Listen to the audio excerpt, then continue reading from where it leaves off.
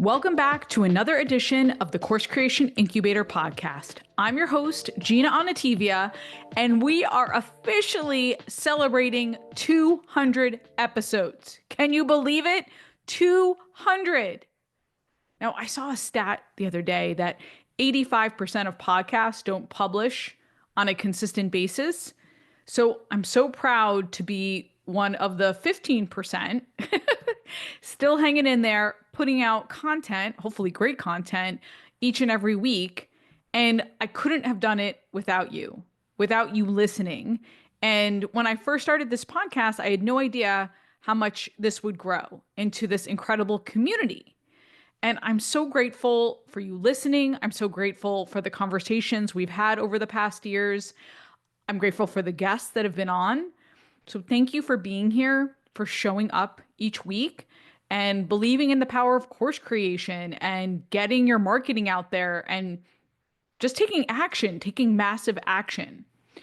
And to celebrate this huge milestone, we're also officially opening the doors to the Conversion Copywriting Playbook, my brand new live course with the one and only, the best marketing copywriter out there, Megan O'Leary. We are going to go live over 4 weeks to teach you how to become a truly persuasive copywriter. This program is designed to help you write words that sell because no matter how great your course is, or your program, or your live workshop, if your copy isn't persuasive, you likely won't attract the buyers that you deserve. And if you're putting in the work, and I know you've been putting in the work, by the way, if you've been listening to me, you're likely an overachiever, you're an expert. I want it to pay off for you. So today, in honor of 200 episodes, plus Conversion Copywriting Playbook officially opening, I thought, let's talk about how to become a more persuasive, confident copywriter. So you can see a little bit of what's possible when you sign up for CCP. I'm going to talk through a little about the what. What are the elements that make up a really great copywriter? And in CCP, in Conversion Copywriting Playbook, we're going to talk through the how. How do you get into the mindset of a great writer like Megan O'Leary, someone who's writing copy for campaigns every day? So whether you're a writer yourself, or you're managing writers, or you're a course creator or entrepreneur, you're a solopreneur, or you have a small business, this could be a really great course for you. Or if you have a small team that you want to learn about core marketing principles, this is great for them as well. We already have a couple of organizations that are signed up, and they're going to send multiple people from their team. This would be a great class for you. We're only going to open it up for a week. Make sure you check it out. And we're going to do it live this time. And I'll be honest, we don't know if we're going to do it again. O'Leary and I said, let's try it this one time. Let's see how it goes. I'll link to it in the show notes so you can enroll and grab your spot. Okay, let's dive into what it means to be a truly persuasive copywriter. And by the way, these are all the attributes that Megan O'Leary already has, and I have to a certain extent. And this is a little bit of a love note to Megan because she's such a great copywriter. And this is what you're going to see inside of the course. You're going to learn how to ask questions like Megan, how to think like Megan, how to look at copy and then take it to the next level. All right, the first element to being a truly persuasive copywriter is, of course, your audience. It's about your audience and knowing your audience inside and out. As always, it starts with audience. Anytime as marketers, we want to start with the pain points, the desires, the challenges. It doesn't start with us. Sometimes we may feel like it starts with us, like we get excited about an idea, but then we have to ask, well, is that something that our core audience really wants? Or is that something that I'm just excited about? Also, we want to think about what's the emotional transformation that they want from us. Now, O'Leary is going to talk about the questions that she asks before she starts any project, so we can kind of get into that mindset. So O'Leary is going to talk about the questions that she asks before she starts any project or any campaign. And inevitably, it is about the audience and really drilling into that need and the emotion that they're either feeling right now or they're not feeling, or the emotion that they're moving toward. I've said this on the podcast before, and I'll say it again till I'm blue in the face, but people buy based on emotion. The emotions that they think the product or the course or whatever the purchase is will bring them. I just bought these running socks the other day and I love them. They're compression socks. They make me feel great when I run, and they're out of stock on Amazon and Target and everywhere I could find. And I finally found them for twice as much as I paid last time, but I paid it because they make me feel amazing, because there's no other socks that make me feel that way, that make me feel comfortable and knowing that I can just run and I can go for it. If you're a runner or you're an athlete, you know exactly what I'm talking about. You buy shorts. I buy running shorts because they're my favorite running shorts, because they move with me. They move well, right? That's the power of emotions driving purchases. It's not about the product. It's how it made me feel. And it made me feel like I was a real runner. So I paid twice as much for it. So that's number one, having a deeper understanding of who you're talking to. And we'll talk about that in the course. And we'll dig deep.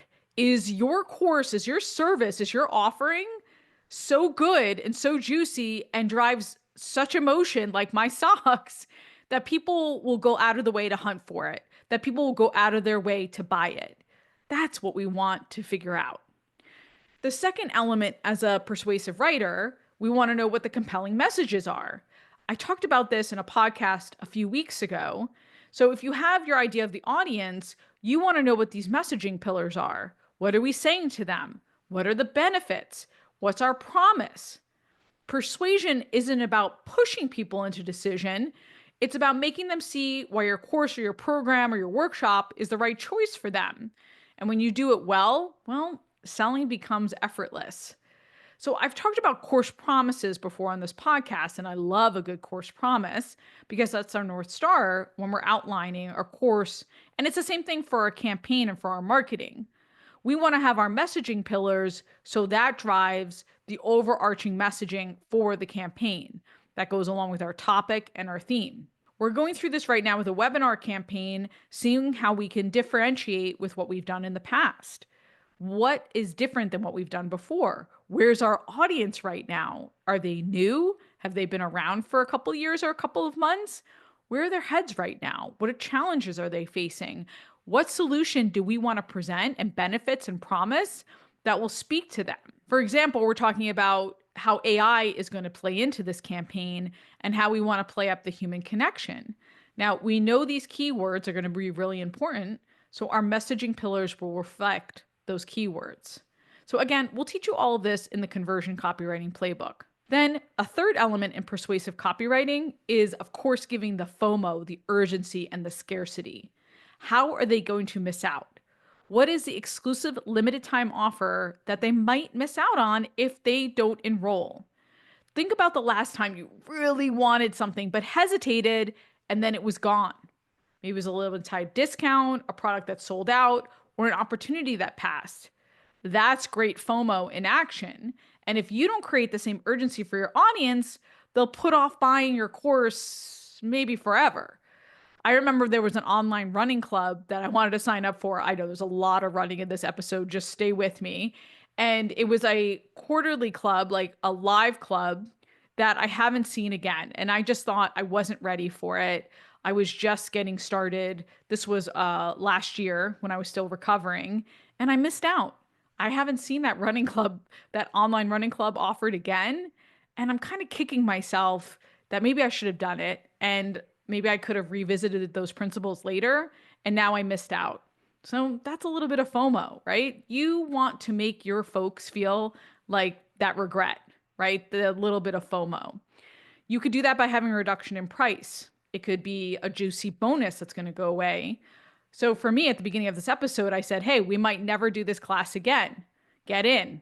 And we're doing it live. We might never do it live again. There's FOMO there. There's scarcity. There's urgency. Another piece that I could mention is I haven't put out a course marketing training for the public in years. I do a lot of done for you and I do one-to-ones, but it's been a while since I put out something about courses or course marketing. This is your opportunity to get in. So there's a little bit of FOMO there too. Hey, I'm going to teach a course marketing bonus with Conversion Copywriting Playbook. Make sure you get in because I don't know when I might do a training again. It's been a couple of years.